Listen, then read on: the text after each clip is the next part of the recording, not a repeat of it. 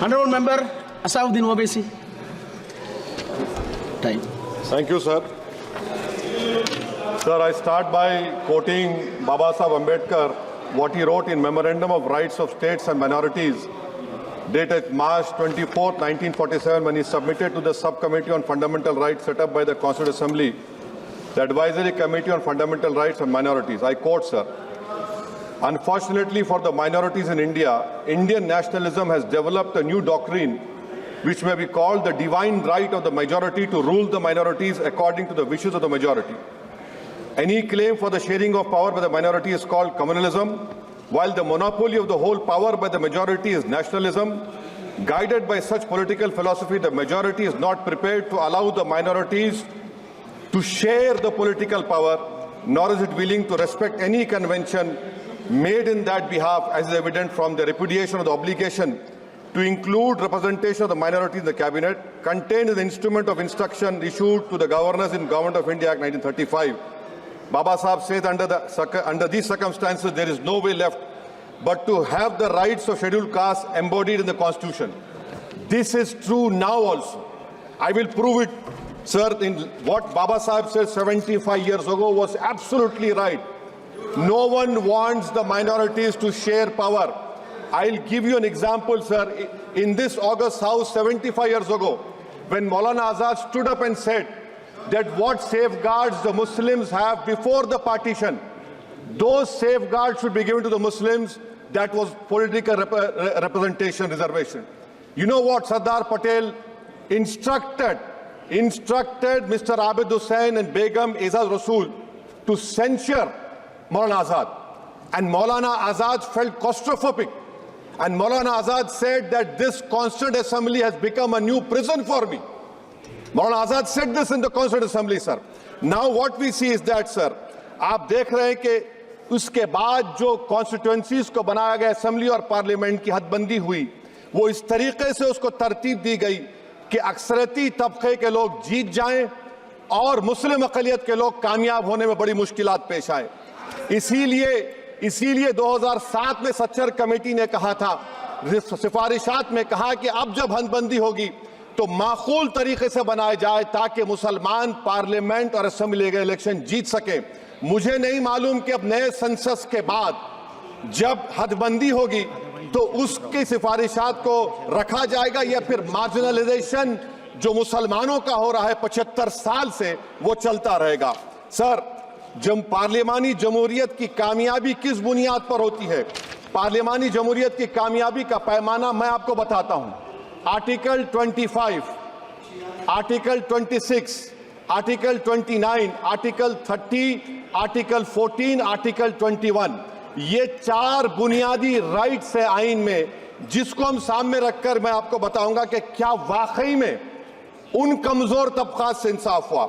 मिसाल के तौर पर आर्टिकल 15 और 16, सर, 1950 का प्रेसिडेंशियल ऑर्डर निकला, तारीखी नाइंसाफी के खात्मे के लिए रिजर्वेशन दिया गया, तारीखी नाइंसाफी के लिए हजारों साल के जुल्म की बिना पर, मगर उनको नहीं मिला जिनका मजहब इस्लाम और मुसलमान था, जो भी उनसे भी नाइंसाफी जुल्म हुआ।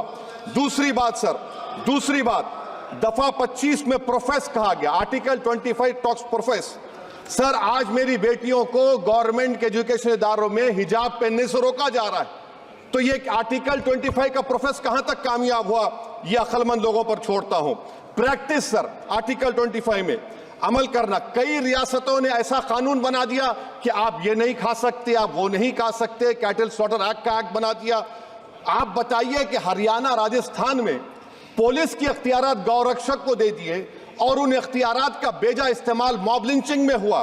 किसका हुआ? एक लड़का था साबिर मलिक बंगाल का, मार के पीट कर मार दिया गया। क्यों? क्योंकि उसने बीफ खाया, बाद में मालूम हुआ नहीं खाया। जुनैद और नसीर को गाटमीका के थे, उनको जिंदा जला दिया गया। सर, फिर प्रोपगेट, आप ये आर्टिकल 25 का 3rd सेक्शन प्रोपगेट, आज आप देख रहे हैं कि मुझसे पूछा जा रहा है कि 500 साल पहले तुम्हारी मस्जिद थी नहीं थी, ख्वाजा अजमेरी की दरगाह कह रहे नहीं है। अरे सर, अगर मैं इस पार्लियामेंट में खोद दूं, इसमें गड़ा कर दूं, तो खाने जहां का हिस्सा मिलेगा तो मेरी हो जाएगी ये। आप बताइए। अब आप देखिए ये प्रोपोगेट क्या हो रहा है। अच्छा, जो तब्दीली मजहब का कानून, तब्दीली मजहब मैं तब्दील मजहब नहीं कर सकता, सरकार से पूछना पड़ेगा मुझे अपना मजहब बदलने के लिए। अगर अंबेडकर आज जिंदा होते तो बाबा साहब को भी कहते कि आप जाकर परमिशन लो, तब मजहब बदलना पड़ेगा आपको। ये हालात आज यहां पर पैदा हो चुकी है। सर, आर्टिकल 26 देखिए, it gives religious denomination the right to establish and maintain institution for religion charitable. वजीर आजम कहते हैं कि वक्फ का ताल्लुक संविधान से नहीं है। अरे कौन पढ़ा रहा है वजीर आजम को? आर्टिकल 26 पढ़ा लीजिए। आर्टिकल 26 में बात कही गई, मकसद क्या है कि वक्फ की जायदादों को अक्सरियती तबके के लिए छीन कर दे दिया जाए। आप अपनी ताकत की बुनियाद पर छीनना चाह रहे हैं। सर, दफा 29 पे आ जाइए, आर्टिकल 29। लैंग्वेज का, जबान का तहफ्फुज है। उर्दू को खत्म कर दिया गया, वो उर्दू जिसके हमारे मुजाहिदीन आजादी ने नारा दिया था, इनकलाब जिंदाबाद का, उस जबान को आप खत्म कर रहे हैं। कल्चर, आप कल्चर की बात इनसे पूछ लीजिए, वो बोलेंगे नहीं, हमारा जो कल्चरल नेशनलिज्म है वो कल्चरल नेशनलिज्म नहीं है बीजेपी का, वो कल्चरल नेशनलिज्म आलाजाद का, हिंदुत्व का नेशनलिज्म है, जो भारत के इंडियन नेशनलिज्म से बिल्कुल मुख्तलिफ है। सर, अब आप आ जाइए, सर आर्टिकल 30 पे आ जाइए। सर, आर्टिकल 30 पे आ जाइए। सर, आर्टिकल 30 में माइनॉरिटीज को राइट दिया गया, this house has passed a law in 1981 to give minority AMU. This government went to the Supreme Court and said no, we'll oppose minority status. This house voice was suppressed in the Supreme Court, sir. That is why I say that the executive has argued contrary to the parliament. Sir, right to life तो उस वक्त भी था। मैं आपको मिसाल दे रहा हूं। सर, दिसंबर 63 में, 63 में कश्मीर में रसूलुल्लाह सल्लल्लाहु अलैहि वसल्लम के मुंह मुबारक की चोरी हुई तो पूरे देश में, sir, only 2 minutes, sir, only 2. Please, I know. Only 2 minutes, sir. Please, sir, only 2. Time is not there. Prime Minister has to. Sir, I'm concluding. I'm concluding. Please, he has to reply. Listen to me, sir. Sir, my Shikwa Hind Bayan. One minute. I'll conclude, sir. 2 minutes. Now, in Article 20, after that in 63, 8 lakh Muslims were pushed into East Pakistan. What has changed? Please tell me. 2013 Muzaffarnagar, 50,000 were shifted. Sir, riots to unrights happened. Nelly massacre, Hashimpura, Maliana, Mumbai 93, Ahmedabad 69, Gujarat 2002, 22, Delhi 84, Delhi. Nothing has changed, sir. Lastly, sir. Please. Lastly, sir, on judiciary, sir, I'm concluding. Judiciary, sir, CAA is not being heard. 2 sitting chief ministers get bail, but Stan Swamy died in the prison, sir. That is why I say the institution functioning of judiciary please conclude. And lastly, sir, just now Ravi Shankar Prasad has quoted a book. In that book, there's a Tipu Sultan also. Okay. That is sir, I'm concluding by reciting a share. On this I conclude, sir.